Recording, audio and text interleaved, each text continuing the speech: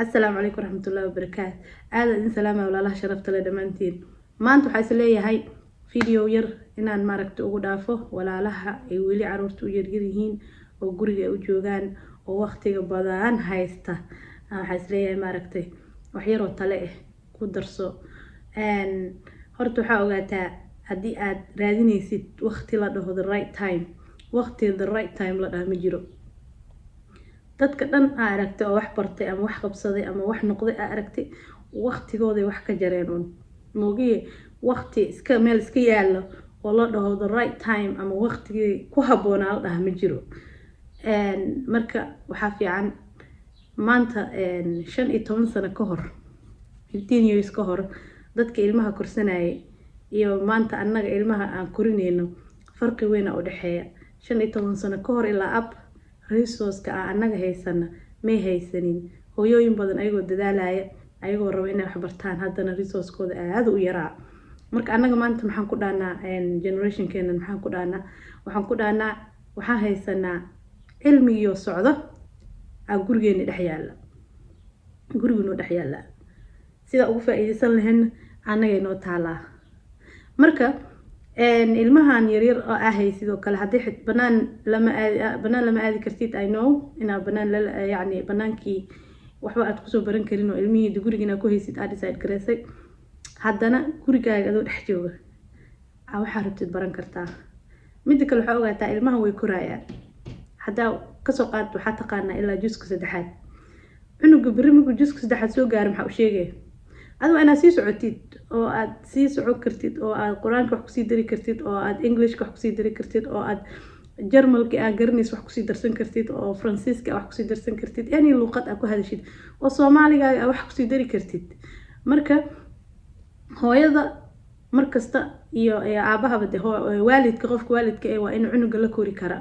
waa cunuga levelkiisa markasta adi macallin tahay waxba korinaysa macallinkana markasta waa inuu new resource haysto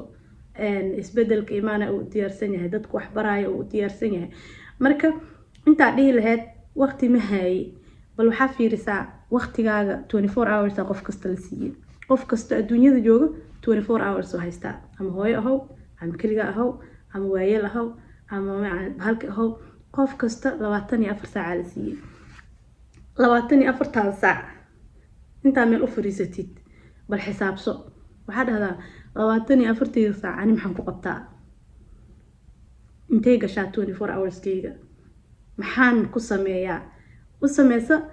priority wax la dhaha waxyaabaha entertainment-iga ha ku dabeeyaan marka howlahaaga soo dhameysatid wixii entertainment oo arabti markaas ileen bil aadan mugtahay qof walba wax uu xiiseeyaa uu ka helaa uu daawadaa marka waxyaabahaas oo dhan gadaal mari ka qaadan waqtiga hore waxyaabaha ku anfacaya oo adigu ku korinayo oo aad ku koreysid gasho markaad 24 hours kaas u qeybisid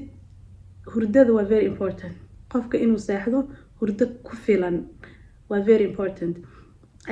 hurdo la'aanta waxa lagu leeyahay xanuunada laga qaado xanuun kasta hurdo la'aan ka bilowdaa marka adaal rabaa ina 24 hours kaas in hurdo kugu filan ka gooso hurdo in kugu filan ka gooso marka ka gooysid inta soo harto cibaadadaadii iyo ma aragtay adduunyadaadii kale waxyaabaha aad importantiga ku haddana ka goo wixii ku soo haro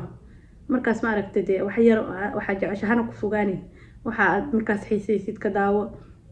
waxa markaas ma aragtay aad rabtid oo Ilaahay raali u ka yahay xumaan ma daawo marka hooyada wax way baran kartaa adoo gurigaaga jooga wax waa baran kartaa adoo maanta ever wax waa baran kartaa YouTube-da hada macallimiin waxa jiraan online wax ka dhigo conference-ya jiro qolal macallimiin wax ka dhigaa jiro macallimiinta isku xirnow marka ugu horena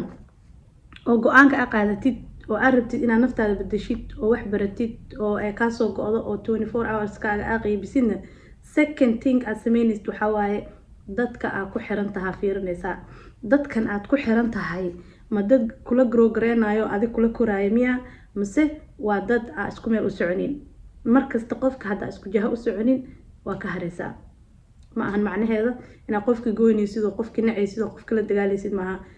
you form qof dad meel kuula socdaad samaysanaysaa oo adi meesha u socotid isku jani aad tihiin aad la saaxiibaysaa aad la sheekaysanaysaa for example waxaa lahayd 5 gabdhood oo ay isku wacataan waxa magaalada ka dhacay tiktok yaa isku dagaalay sheekooyinkaas isku wacataan oo ka dabageeyaa lahayd waxaa ku bedelanaysaa 5 gabar oo kaaga sheekayso juska quraanka intay marayaan Englishka intuu marayaa Swedishka ma dhameeyeen Soomaaligi erayo cusub maanta ma soo barteen يعني example tusaale ahaan waa ku bedelanaysaa marka shantii hore haddii dad wanaagsan jiro oo isbedel u ah markay ku arkaan adoo isbedesho waxa laga yaabaa inay ku soo raacaan iska ka bedelaan laakiin adiga waqtigoodii shantaan geli kale oo aad wax ka faa'iideysid oo aad maaragtay la sheekaysanaysid oo qofka markaa la sheekaysatid waa in wax kugu soo kordhinaa qofka aad noloshaada ku jiro dadka aad la hadlaysid markaa qofka waqti gelisid oo la hadlaysid waa inaa wax faa'iido ah kala soo tegi kartid oo dhigi kartid qofkana maanta la soo sheekaystay maxaa ka soo faa'iido la taaban karo inaa maaragtay ka haysatid marka qofka aad la sheekaysanaysid cilmiga waa buuxaa conference-yada maaragtay ka baran kartaa macallimiin aad u dulqaad badan oo aan aad maaragtay u jecelahay Ilaahay barakeeyo ay joogaan dad maaragtay diintii u jajaban oo raba inay wax gudbiyaan oo raba inay wax ku baraan online ko kale waxa qaadan kartaa class-ka rabtid aad ka qaadan kartaa resource-ka aad u badan yahay cilmiga waa badaas adiga ha isku xirin ha dhihin right time aan sugayaa ilmaha markay ii koraan to be honest qaar waxyaabo badan oo aan dhihi jiray hadda kuma haboono ilmaha markay ii yara weynaadaan ay ku haboon yihiin iskuulada iga aadaan maanta markay iskuulka aadeen waxaa laga yaabaa inaan dhaho waa inaan cunug waqtigan soo qaadaa la gaaray waqtigii cunugaas aan doonaya la gaaray yacni waqtigii waa u malaysid inuu meel maaragtay waqti ka badan aan haystay markay guriga ii joogeen oo waxyaabahaasna aan ku qaban lahaa marka aad idin salaama insha Allah waqtigaaga ka faa'iideyso dadka oo wax ku faa'iideynayo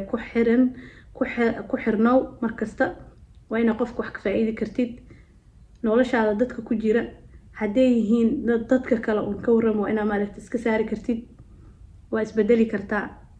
si doonto oo qofku uu maaragtay the other side u taagan yahay age-ka kale u taagan yahay waa isbedeli karaa go'aankan adaa iskale isku day inaad noqotid hooyo cunugeeda la korayso oo ilmihi la socoto oo wixii cusub oo maaragtay markaas erayada cusub oo markaas soo kordhay intay xataa Google-ka geliso raadin karto macnahoodii baran karto oo hadhow haddii cunuga su'aal ka weydiiyo kale kala sheekaysan karto cunugii inaad noqotid insha Allah aad idin salaamaya assalaamu calaykum waraxmatullaahi wabarakaatuh